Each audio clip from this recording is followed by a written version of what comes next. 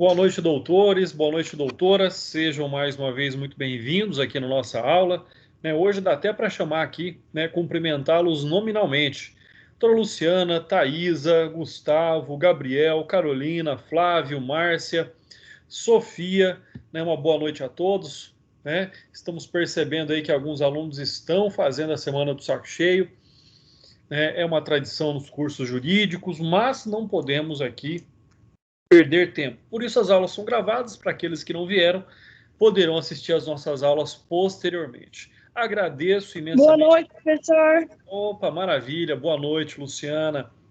Agradeço imensamente a presença de vocês. É sempre importante que vocês estejam aqui. Pode ser 1, pode ser 2, pode ser 6, pode ser 8 ou pode ser a sala inteira. Para mim é sempre ter um prazer. É um prazer ter vocês aqui. É sempre inspirador, é sempre motivador ter a presença de cada um de vocês. Pessoal, como eu disse ontem, vamos aí dar início e continuidade, melhor dizendo, aos nossos estudos do Código de Processo Penal. A partir de hoje, aquele novo material que foi encaminhado para vocês, e a nossa aula hoje aí, ela se inicia então no artigo 63, no artigo 63, que trata, ali no título 4º, da ação civil. Aí vocês, logicamente, vão se perguntar, nós vamos estudar ação civil no processo penal? Olha que interessante. Olha como o direito ele é interdisciplinar. A pessoa pode falar, olha, eu não gosto de direito processual penal. Eu não gosto de direito processual civil. Você está aqui comigo estudando o processo penal e vai aí observar a importância da ação civil ex delicto. Como é importante o operador do direito saber observar e dar a devida importância à ação civil ex delicto no processo penal. É extremamente importante, é extremamente relevante para a vítima ou seus sucessores a compreensão da ação civil ex delicto, ou seja, a ação civil, qual a finalidade desta ação civil? Reparação de danos. Quais são esses danos? Os danos causados pela prática de um ilícito. Então, ou seja, em razão da prática de um ilícito, é onde nós temos a necessidade da reparação daqueles danos. Eu sempre digo que o direito penal é uma exceção à regra, que o direito penal só deve ser utilizado, só deve ser, de fato, ali exercido como última medida, como a última manifestação do Estado para ir na busca da pacificação social.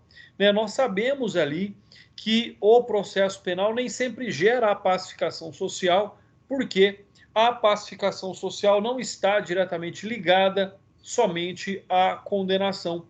A pacificação social também está associada à reparação de danos. Muitas vezes a pessoa só quer o restabelecimento do status quo ante, ou seja, do restabelecimento daquela situação, daquele momento, daquele direito que foi de algum modo ali afetado, que foi de algum modo lesionado pela conduta ilícita. Então essa é aí o nosso grande objetivo. E a ação civil ex delicto, então, ela tem como finalidade o restabelecimento deste dano, em razão da prática de um ilícito, seja um dano material, seja um dano moral, seja um lucro cessante, seja um dano moral estético, não importa. O que importa aqui para nós é que existe a necessidade da reparação desse dano. E imaginem só que se tivesse que aguardar o término do processo penal para que pudesse entrar com ação de conhecimento na esfera civil. Se bem que não há nenhum impedimento legal, eu sou da corrente minoritária, eu entendo que teria que aguardar o trânsito em julgado do processo penal para poder entrar com o processo civil, mas existem aqueles doutrinadores que pensam de forma diferente, e eu respeito, não concordo, mas eu respeito. Então nós poderíamos, por exemplo, ter concomitantemente tanto uma ação penal quanto uma ação civil, tratando aí do mesmo fato, tratando da mesma circunstância. Então, ou seja, mas imaginem como é muito mais célere, é muito mais rápido, questionar né, o Ministério Público ou o querelante ali requerer na própria ação penal também a reparação de danos. E ao final nós teremos uma sentença que deve apenas ser executada no juízo civil. Então eu já tenho um direito líquido e certo. Eu não vou mais precisar propor uma ação de conhecimento no juízo civil. Eu vou apenas executar aquela decisão do processo penal no juízo civil. E aí as dúvidas que vocês tiverem durante as aulas, nós vamos tratando delas, tá? Então é importante dizer mais uma vez, para que não reste dúvidas, que a ação civil ex delicto, ou seja, a ação civil, né, melhor dizendo, não a ação civil, mas o pedido civil que consta de um processo penal, né, ele logicamente tem essa finalidade. Então trata-se de uma ação ajuizada pelo ofendido na esfera civil para obter indenização pelo dano causado pelo crime, quando existente, né, a delitos que não provocam prejuízos passíveis de indenização, como ocorre, por exemplo, com os crimes de perigo, né, com os crimes formais. Né? Então, em tese, o dano só ocorre quando nós temos um delito material. O dano pode ser material ou moral, ambos passíveis de indenização, conforme estabelecido no juízo civil. Tanto o Código Penal quanto o Código de Processo Penal cuidam com particular zelo, embora não com amplitude merecida, também do ressarcimento, buscando incentivá-lo sempre que possível. E esse é o nosso objetivo. Então, aquilo que nós tratamos na ação civil ex delicto, na verdade, é o que se encontra aqui grifado nessas últimas 3 ou 2 linhas e meia aqui desses nossos slides. Então, o objeto do nosso estudo hoje, iniciando, né, na verdade, aqui, é que tanto o Código Penal quanto o Código de Processo Penal cuidam com particular zelo, embora não com a amplitude merecida, é lógico, porque aí, né, o próprio procedimento criminal não nos garante esta amplitude. Do ressarcimento da vítima, buscando incentivá-lo sempre que possível. Né? Sobre esse mesmo aspecto, nós temos a súmula 554 do STF, que diz o quê? O pagamento em cheque emitido sem provisão de fundos, após o recebimento da denúncia, não obsta ao prosseguimento da ação penal.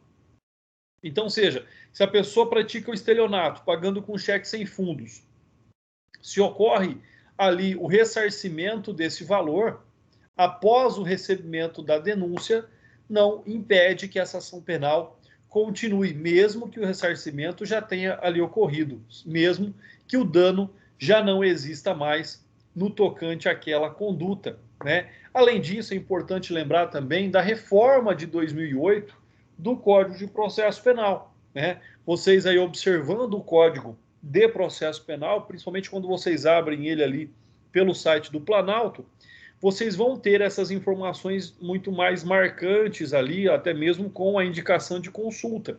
Ou seja, com a reforma de 2008, é onde então nós observamos ainda mais a premência, ainda mais a importância também da condenação do réu a reparar o dano civil, né, decorrente do delito. Né? Vamos aí observar, deixa eu aqui abrir o meu Código de Processo Penal para que eu possa ler o artigo 387 para vocês. Vamos lá.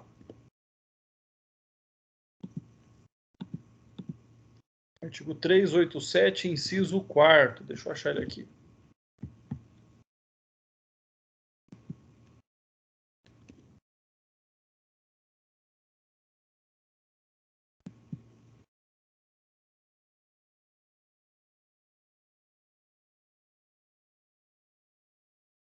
E o artigo 387 diz o seguinte, pessoal. O juiz, ao proferir sentença condenatória, inciso 4º, né, alterado ali por essa mini-reforma de 2008, ele vai dizer lá no inciso 4º, fixará o valor mínimo para a reparação dos danos causados pela infração, considerando os prejuízos sofridos pelo ofendido.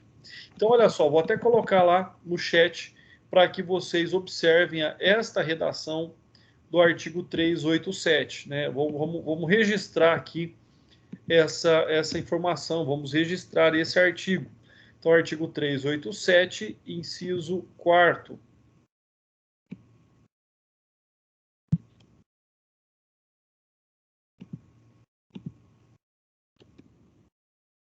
está aí no chat de vocês agora e diz assim, né?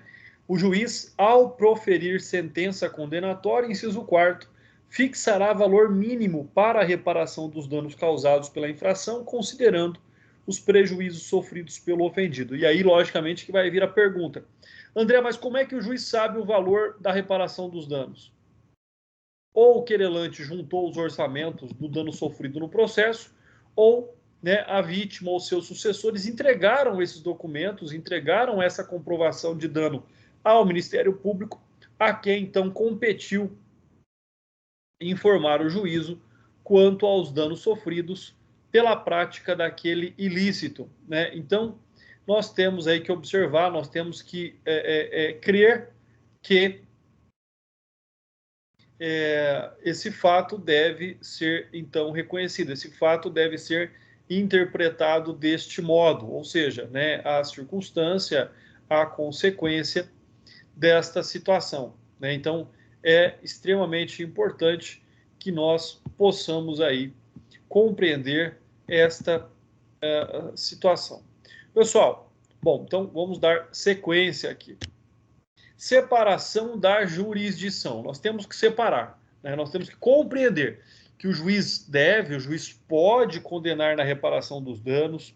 Essa sentença criminal servirá de título executivo no juízo cível, né? Mas, logicamente, nós não temos, conforme dito agora há pouco, a amplitude do processo cível para discutir esse fato, tá? Ele é mais restrito, ele é específico em relação à apuração de crimes, não em relação à apuração de indenização. Mas nós temos ali o disposto no artigo 935 do Código Civil, que diz: a responsabilidade civil é independente da criminal, não se podendo questionar mais sobre a existência do fato ou sobre quem seja o seu autor, quando estas questões se acharem decididas no juízo criminal. Por que é importante? Por que eu sou um defensor de que primeiro se transite em julgado o processo crime para só depois analisar e avaliar ali a questão indenizatória? Por quê? Bom, pelo fato de que se houver uma absolvição porque ficou comprovado que o indivíduo não concorreu para a prática do ilícito, ou ficar comprovado a ausência da materialidade do ilícito, não há que se falar em indenização, né?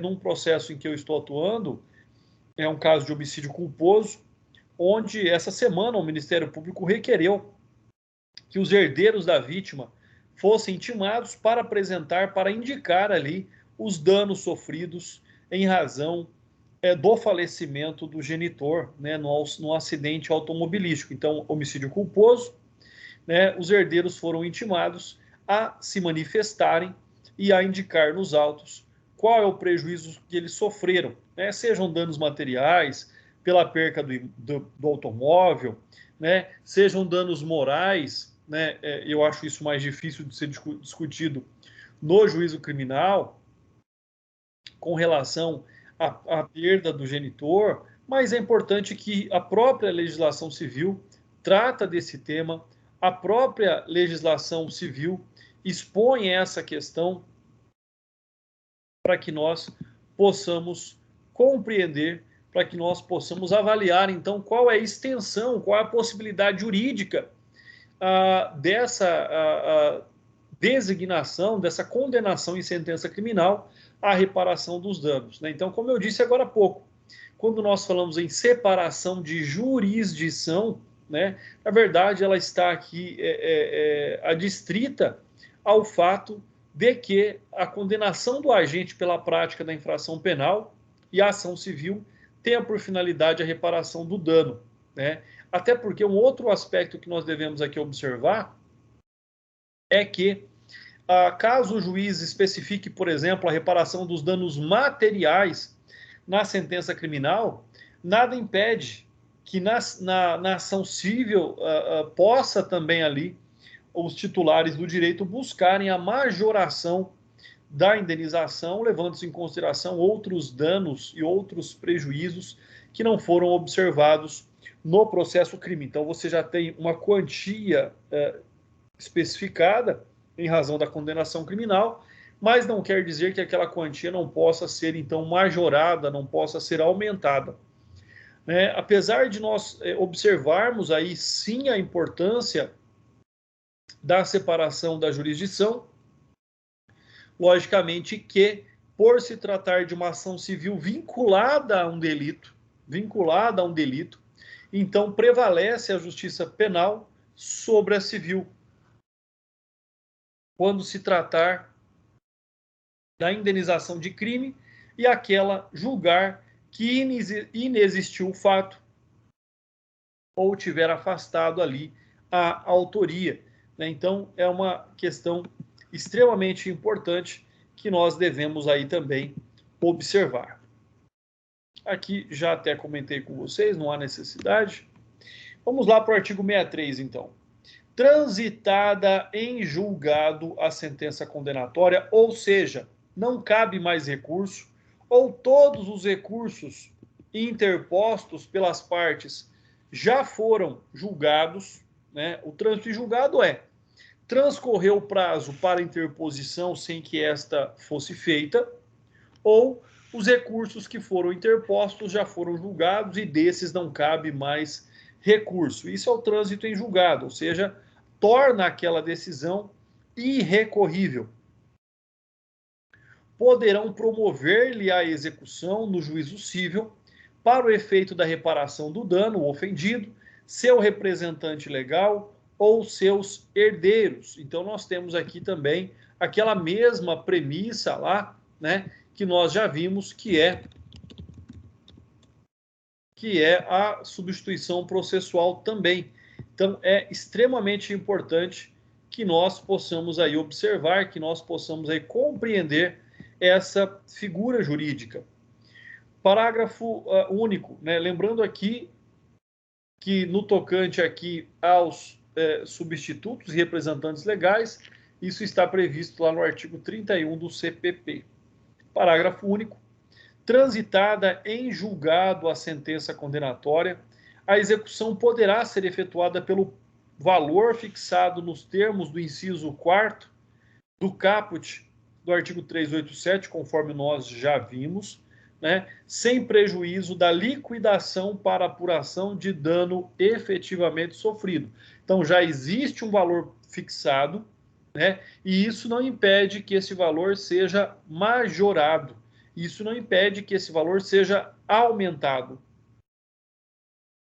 Sentença condenatória como título executivo, nada melhor do que a jurisprudência para mostrar para nós, para que nós possamos visualizar na prática aquilo que nós estamos estudando. Então, diz aí a jurisprudência do STJ, Diz aí a jurisprudência do STJ. Ela traz para nós, então, a máxima aí sobre julgamento de um fato relacionado ao assunto que nós estamos estudando. E ela vem dizer que a ação indenizatória que versa sobre o pagamento de indenização por danos morais e materiais em decorrência de acidente de trânsito, e aí continua, o termo inicial ACO para o ajuizamento da ação civil ex delicto, com o objetivo de reparação de danos, somente começa a fluir a partir do trânsito em julgado da ação penal. Então, ou seja, tem que aguardar o trânsito em julgado para que a decisão já proferida na sentença penal possa ser executada no juízo cível. Quando nós falamos em reparação de dano, mais uma vez, nós temos aqueles danos que são tangíveis, nós temos aqueles danos que não são tangíveis, são intangíveis. O que é um dano intangível? O dano moral. O dano moral ele se expressa pela dor íntima e pessoal, e ela é particular de cada um. As pessoas podem reagir, as pessoas podem sofrer diferentemente e em extensão e em proporção, diferente também a fatos similares. Então, o que nós podemos observar aqui sobre esse aspecto é que essa reparação de dano, uma vez que a sentença condenatória definitiva na esfera criminal, Já não se discutiu culpa no juízo cível, restando apenas o debate em torno do quanto será devido para a satisfação dessa indenização, ou seja, da quantia adequada à satisfação do dano sofrido pela vítima, para quem já sofreu a lentidão da justiça no processo criminal. Trata-se de uma segunda via crucis, enfrentada pelo ofendido ou por seus familiares, agora para receber a reparação civil. Por isso, o ideal seria autorizar o juiz penal a proceder sempre que possível e, havendo prova nos autos, a condenação também pelo prejuízo sofrido na esfera civil. Pode? Pode, desde que exijam e existam provas, né? Por exemplo, nós entramos há certo tempo atrás com uma ação de indenização também por um homicídio culposo, né? E a minha cliente teve um filho que faleceu em razão de um acidente automobilístico, e minha cliente teve a sentença procedente numa indenização, um valor insignificante pelo que aconteceu com o filho dela, né? À época, o valor da indenização era de R$50 mil, mas ganhou, mas não levou. Por quê? Porque a pessoa não tinha nada no nome, a pessoa não tem conta bancária, a pessoa nunca colocou nada no nome aí sobre a esperança de que não vá pagar a indenização pela prática do homicídio culposo. Então, quem não tem nada não paga, não pode ser convertido em outro tipo aí de responsabilidade, né? A execução civil, a reparação dos danos, por exemplo, não pagou, pode ir preso? É claro que não, né? Porque ela tem na sua origem não uma pena, ela tem na sua origem uma indenização. E ninguém é preso em razão de indenização no Brasil.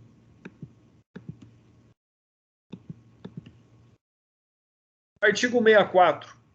Sem prejuízo do disposto no artigo anterior, a ação para ressarcimento do dano poderá ser proposta no juízo cível contra o autor do crime e, se for o caso, contra o responsável civil, né, no caso do autor do fato ser um menor de idade ou incapaz.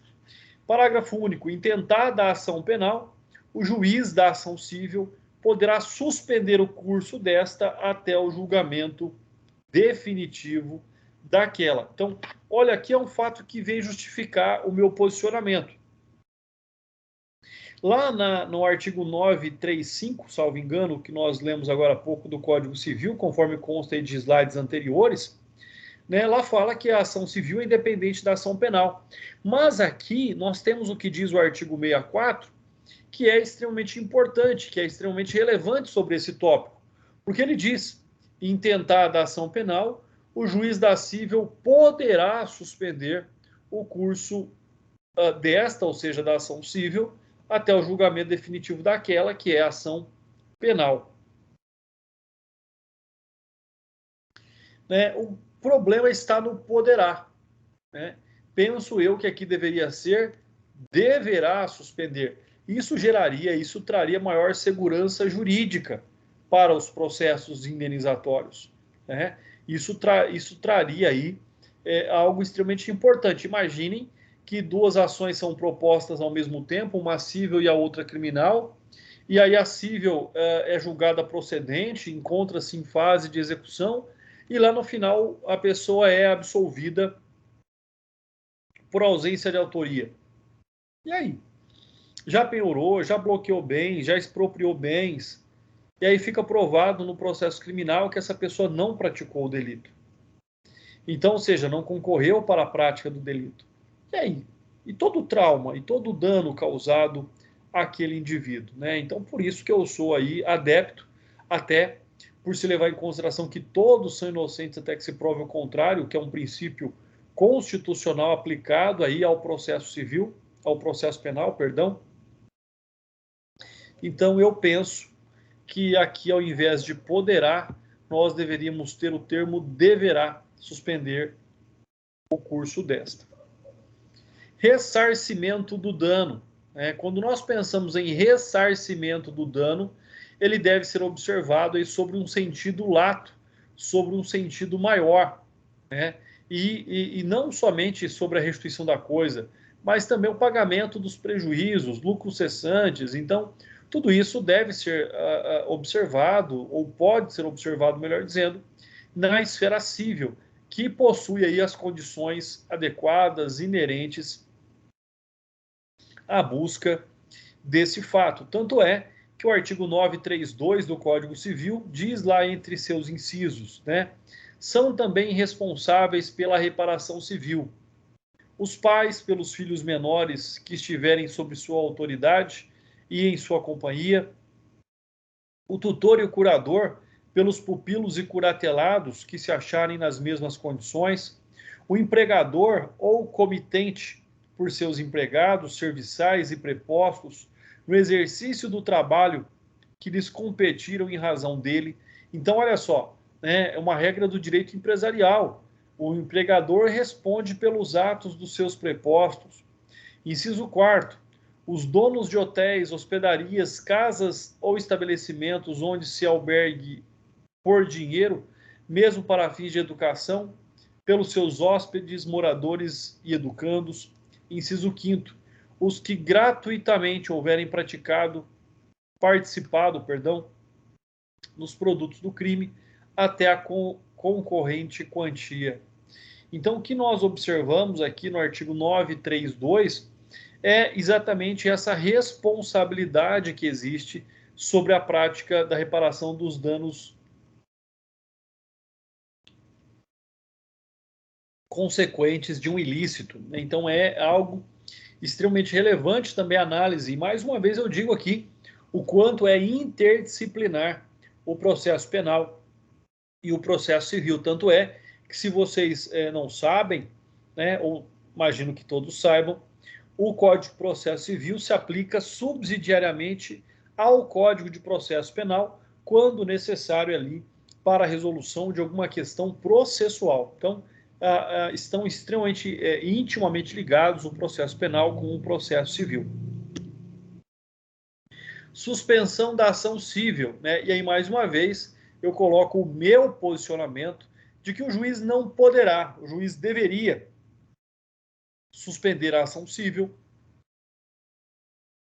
até o trânsito em julgado da ação penal. Até porque, se vocês observarem o artigo 386 do Código de Processo Penal, vocês vão observar lá que existem absolvições que eliminam a responsabilidade do indivíduo. Exemplo, né? Nós temos, por exemplo, uma absolvição por insuficiência de provas. Não, olha, o Estado não conseguiu provar que o indivíduo concorreu para a prática do ilícito, e essa dúvida dá o direito à vítima a intentar a indenização. Agora, uma absolvição por ausência de autoria. Está provado que ele não participou da prática do ilícito que gerou dano à vítima. Então, obviamente, esta pessoa não tem aí a obrigação ou o dever de indenizar quem quer que seja pelos danos sofridos, já que ele não deu causa, já que ali não existe nexo de causalidade entre a prática da conduta e os resultados lesivos, danosos, sofridos pela vítima. Pessoal, até aqui tudo bem? Alguma pergunta, alguma consideração? Para os colegas que chegaram depois dos meus cumprimentos, do meu boa noite, sejam muito bem-vindos e boa noite a todos. Alguma pergunta, alguma dúvida?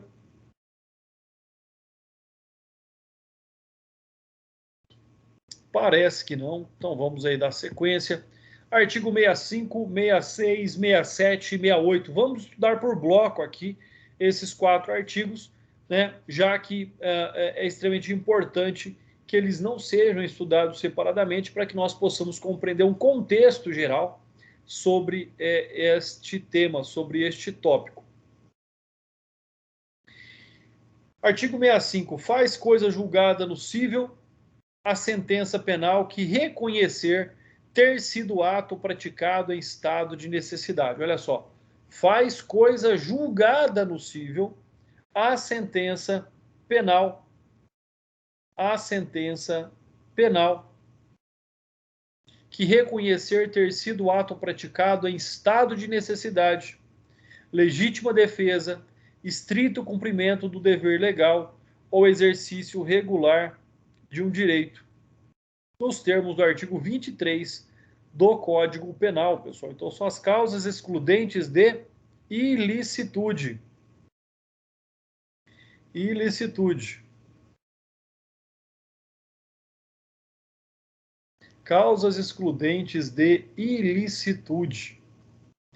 Artigo 66. Não obstante a sentença absolutória no juízo criminal, a ação civil poderá ser proposta quando não tiver sido categoricamente reconhecida a inexistência material do fato. Não impede ou não impedirão igualmente a propositura da ação civil. Então, vamos até grifar de uma outra cor aqui. Olha só, o artigo 65 diz o contrário do que está dizendo o 66 e o 67. 67. Não impedirão a propositura da ação civil. Primeiro, o despacho de arquivamento do inquérito ou das peças de informação. A decisão que julgar extinta a punibilidade. A sentença absolutória que decidir que o fato imputado não constitui crime. O fato imputado não constitui crime. Olha que interessante.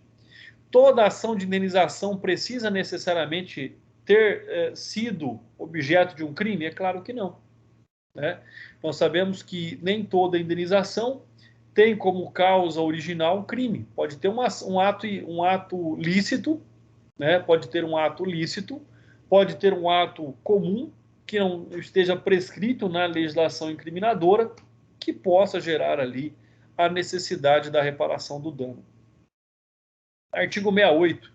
Quando o titular do direito à reparação do dano for pobre, a execução da sentença condenatória ou ação civil será promovida a seu requerimento pelo Ministério Público.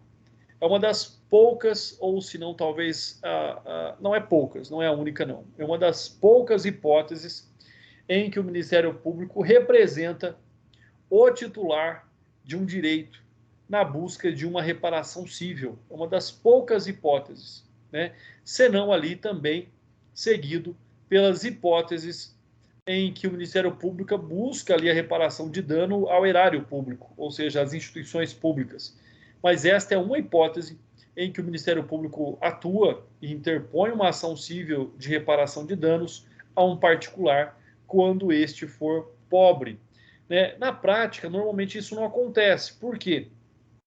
Porque existe a Defensoria Pública e existem os convênios entre a Defensoria Pública e a OAB, e aí então essa execução será feita por um advogado e não pelo membro do Ministério Público, tá? Só quando não for possível, só quando essa pessoa não encontrar ali quem a represente e tenha capacidade postulatória para a interposição dessa ação. E lembrando que se o valor for inferior a 40 salários mínimos, essa execução poderá ser feita também no juizado especial criminal. Então, nós temos também essa hipótese, nós temos também esta possibilidade jurídica.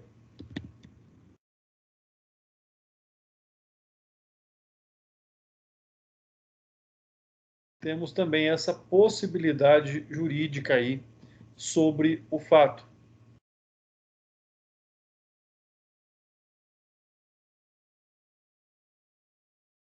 O que significa pobreza? Né? O artigo 32, parágrafo 1º do Código de Processo Penal, considera-se pobre aquele que não pode prover as despesas de um processo, sem privar-se dos recursos indispensáveis à sua manutenção ou de sua família. Prova-se a pobreza pela simples apresentação de declaração de próprio punho. Então, este é um aspecto extremamente importante, onde muitos juízes aí, hoje, requerem N documentos, requerem uma imensidão de documentos para que alguém possa provar o seu estado de pobreza. Isso contraria, logicamente, todos os dispositivos legais, né? Contraria de forma específica aí o que diz a própria Constituição Federal, né? Infelizmente, isso deve ser combatido por reze ou por agravo de instrumento no processo civil. Legitimidade do Ministério Público, né?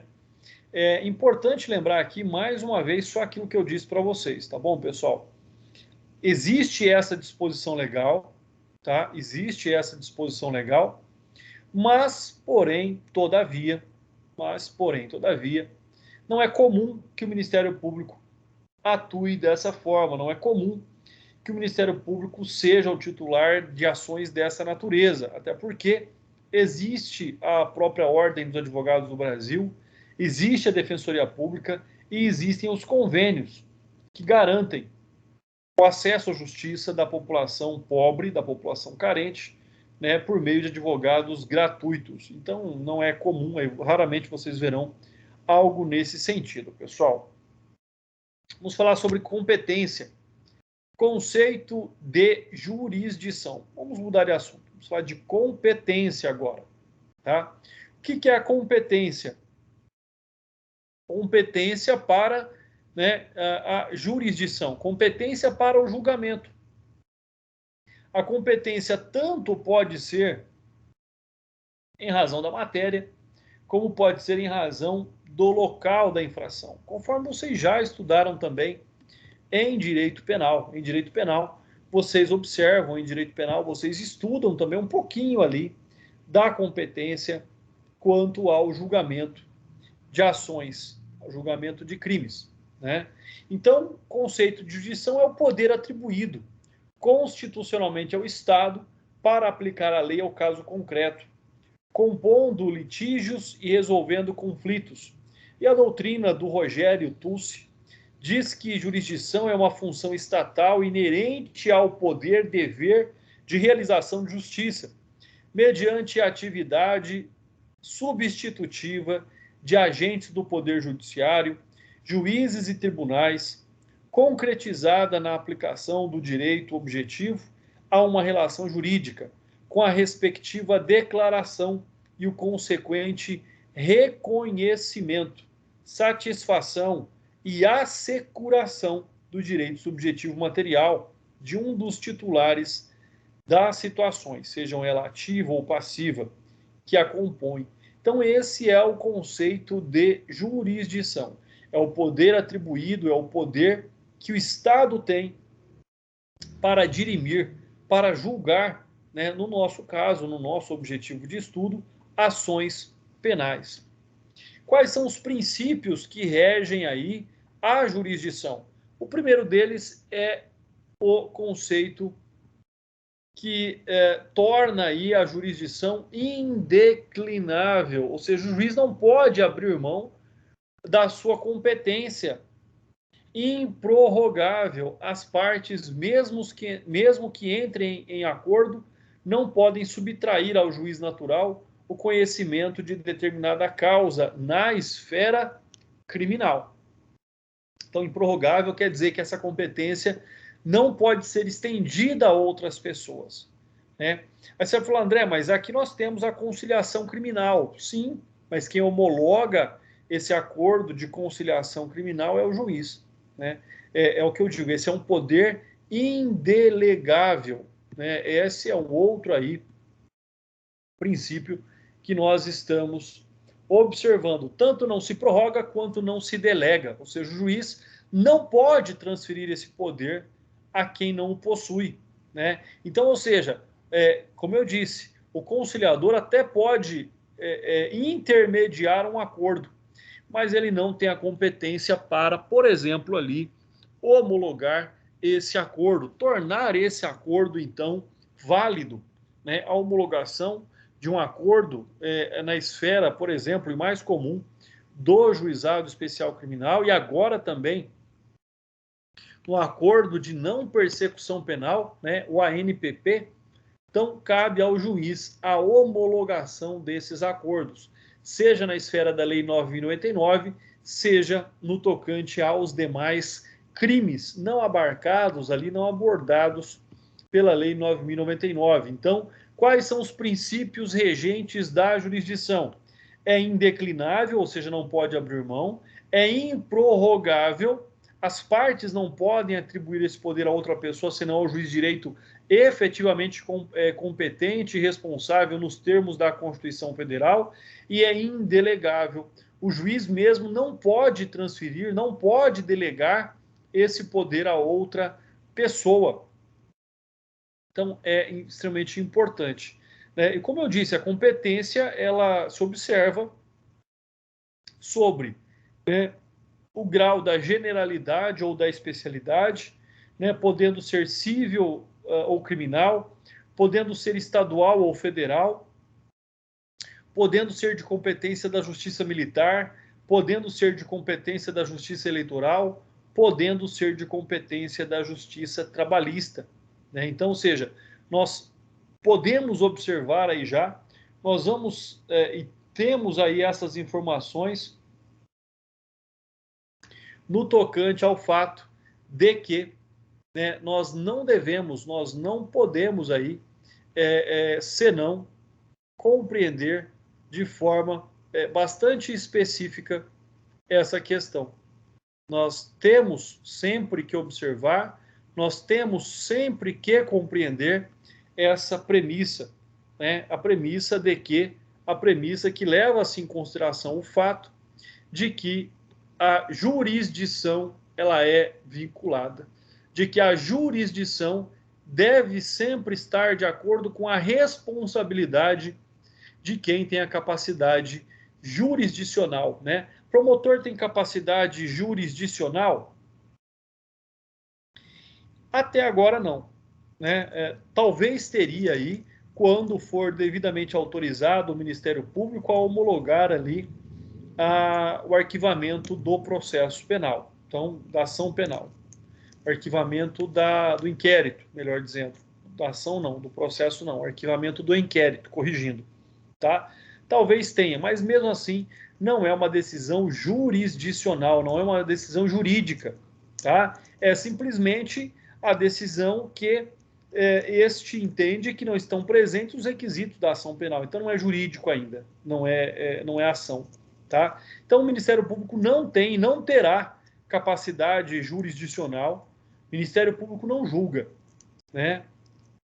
O Ministério Público tem o mesmo poder que os advogados têm, que é a capacidade postulatória, a capacidade de pedir em juízo, né? Mas o Ministério Público não tem capacidade jurisdicional, não tem essa capacidade de julgamento. Indelegabilidade. Então, mais uma vez aí, né, não pode ser delegado, as partes não podem escolher quem vai julgar aquele processo penal. O que é a competência, então? Olha só, é uma delimitação, é uma limitação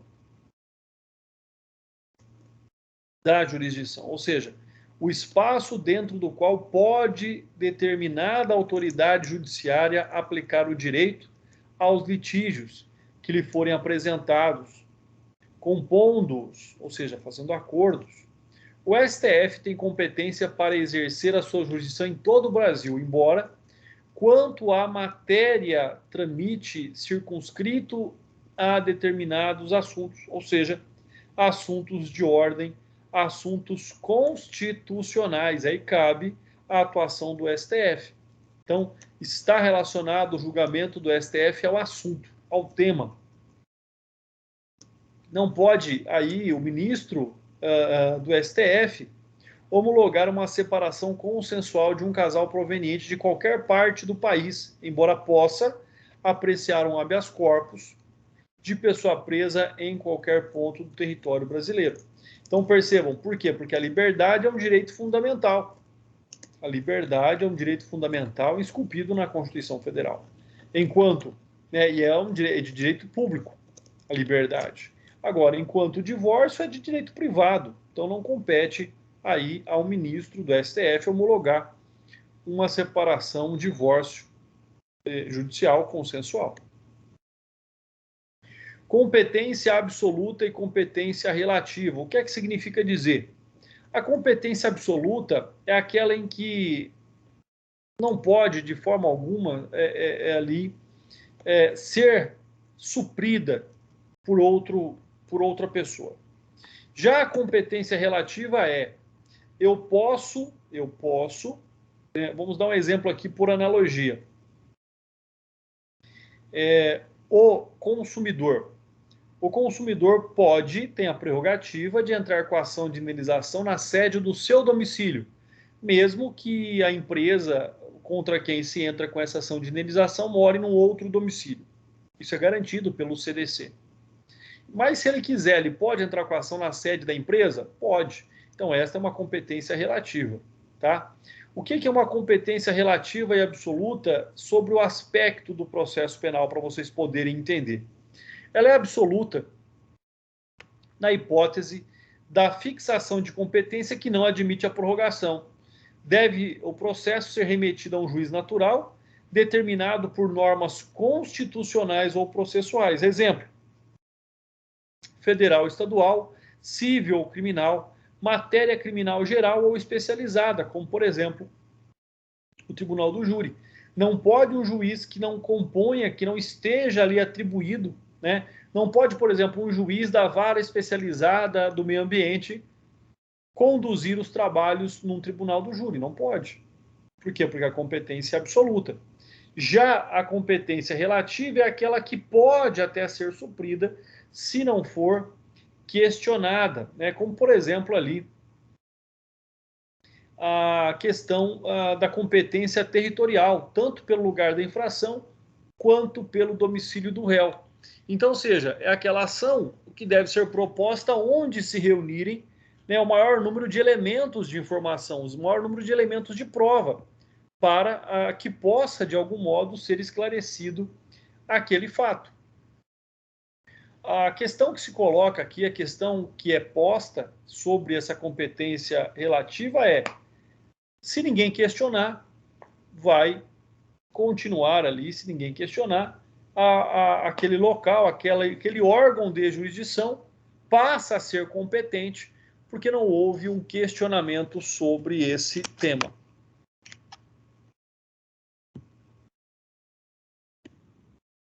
Artigo 69.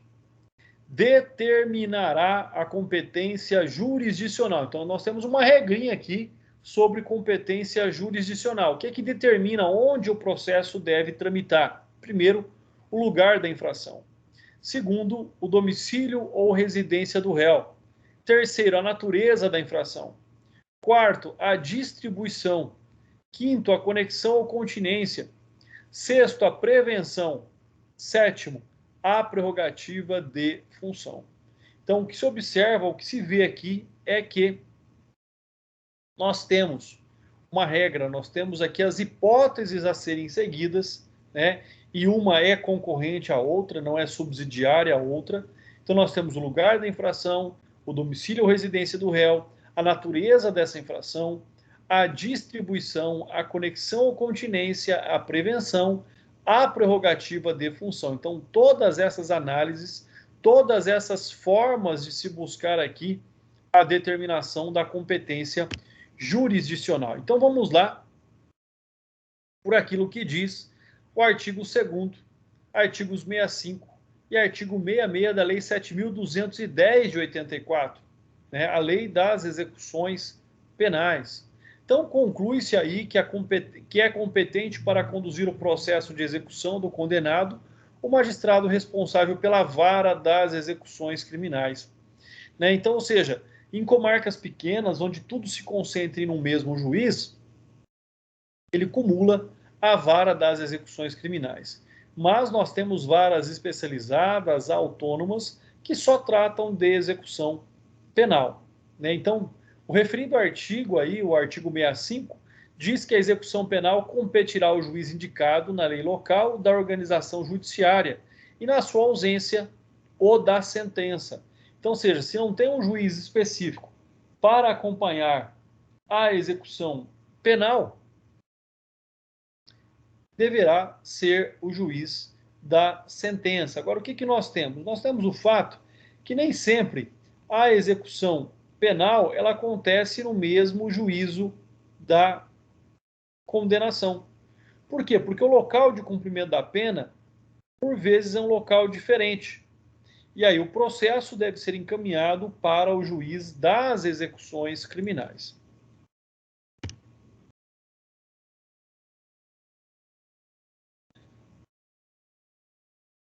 E caso, durante o cumprimento dessa pena, essa pessoa seja transferida para outras localidades, ou seja, caso nós tenhamos ali, né, a mudança de regime de cumprimento. Então, estava numa penitenciária de segurança máxima, depois é transferido para um centro de ressocialização, depois vai para o Instituto Penal Agrícola. Se muda de comarca, o processo deve acompanhar o réu. O processo não fica parado num único local, né?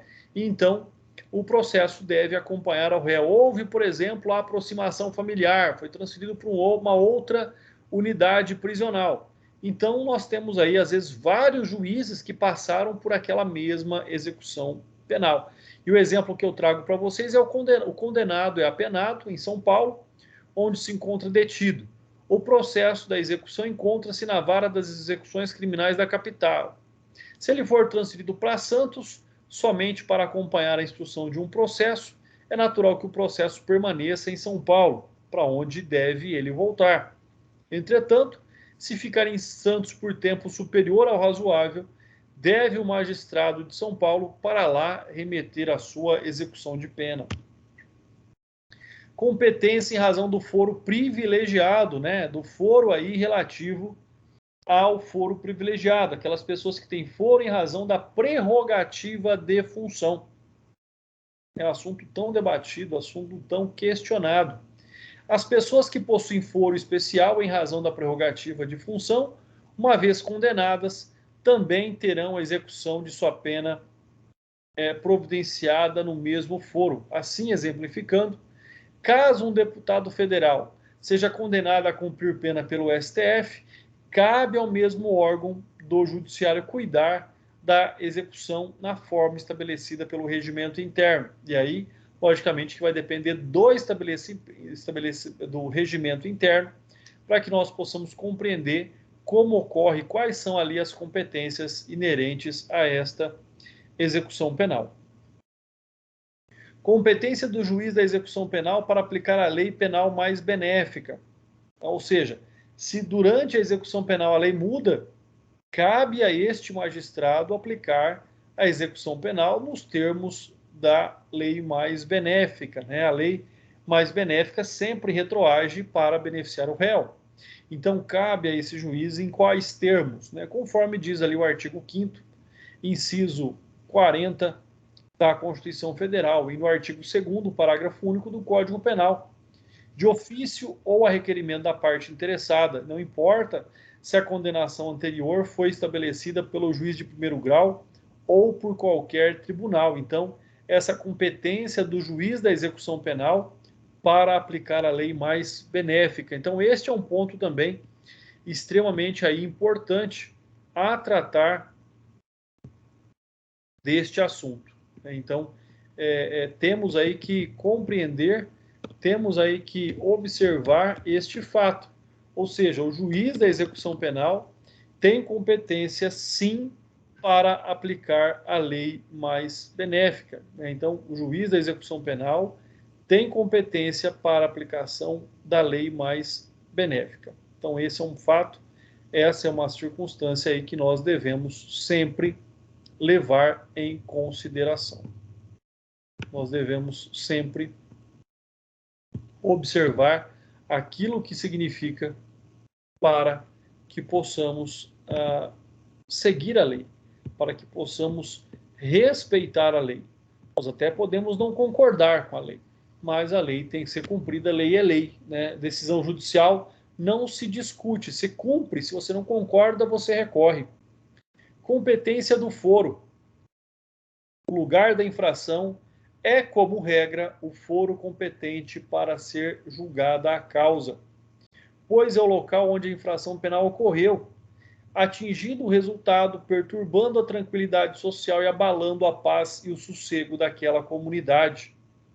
Então, esse é um outro aspecto, esse é um outro fator social do processo crime, que é a competência do foro em ratione loci, ou seja, quando o local, a dúvida surge, né, e a dúvida é uma dúvida natural, quando o crime acontece ali na divisa de municípios. E aí nós temos aquelas hipóteses que nós vimos lá no artigo 69, por exemplo, a prevenção. Quem primeiro chegou no local? Quem primeiro investigou? Qual delegado? Qual unidade policial? Né? Então, isso é importante. Quando não se tem aí certeza absoluta sobre os limites do município, né? Nós não temos uma linha exata, nós não temos aí uma especificidade quanto a esses limites territoriais, né? Muitas vezes a divisa de um município está muito mais próxima de uma cidade ou de uma comunidade do que da própria sede urbana daquele município. Então isso é muito comum acontecer também, né? Então esses fatos todos eles devem ser levados em consideração. O artigo 70 ainda do Código de Processo Penal, ele trata deste mesmo assunto. E ele diz que o lugar da infração é definido como sendo aquele onde o crime se consumou, ou, no caso de tentativa, aquele onde foi praticado o último ato executório. E aí, logicamente, que nós temos que observar, nós temos que verificar, né, também aqui a existência, nós temos que relembrar a existência dos crimes continuados, né, dos crimes em que são cometidos ali em plurilocais. Então, é algo extremamente importante. Então, onde ele se consumou, no caso da tentativa do último ato executório praticado. Conforme nós estamos aí observando, um único crime pelo qual o investigado foi indiciado, né, posse irregular de arma de fogo de uso permitido, foi consumado a exemplo aí na comarca de Piratini. E partindo-se dessa disposição, consta do artigo 70 do Código de Processo Penal, independentemente das investigações policiais, teria sido originadas na comarca de Canguçu. A comarca de Piratini é a competente para processar e julgar o feito. Conflito de jurisdição negativo, julgado procedente. Né? Então, ou seja, houve ali um conflito negativo de jurisdição, ou seja, um promotor diz não é comigo, o outro promotor diz não é comigo também, e foi julgado procedente aí, então, esse conflito negativo de jurisdição, quando ninguém se acha competente. Conflito positivo, quando todos se acham competentes, quando todo mundo quer julgar aquele processo.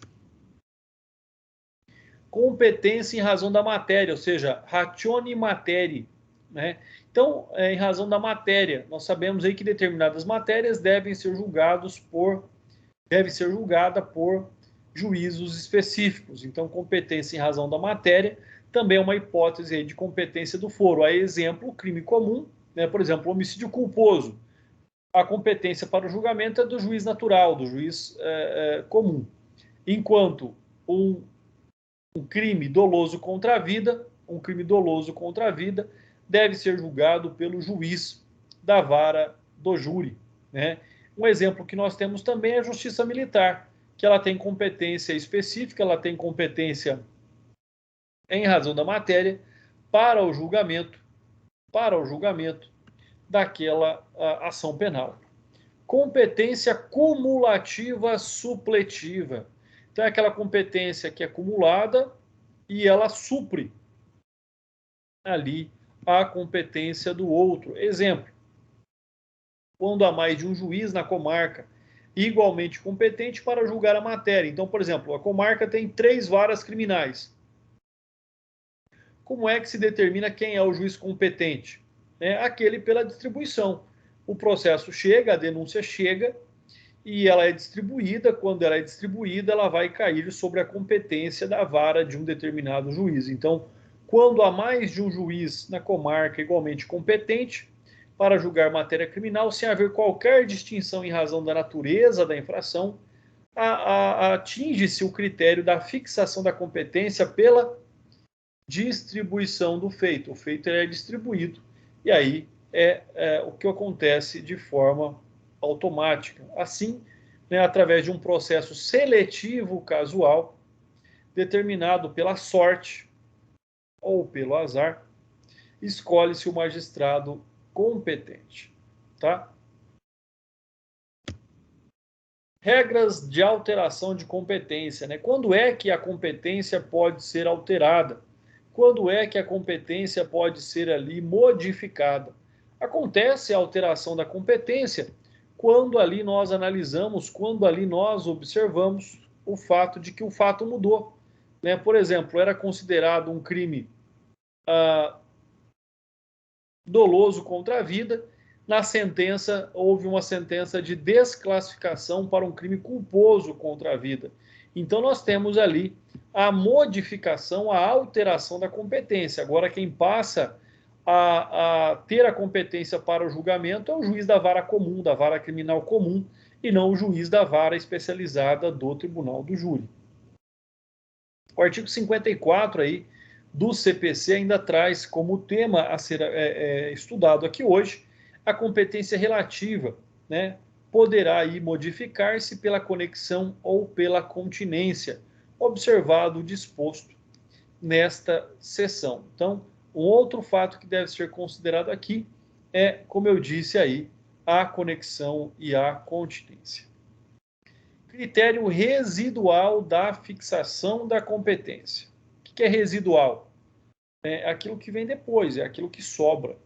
Não sendo possível utilizar os vários outros critérios estabelecidos para estabelecer a competência, ou seja, se tudo aquilo que diz o artigo 69 não for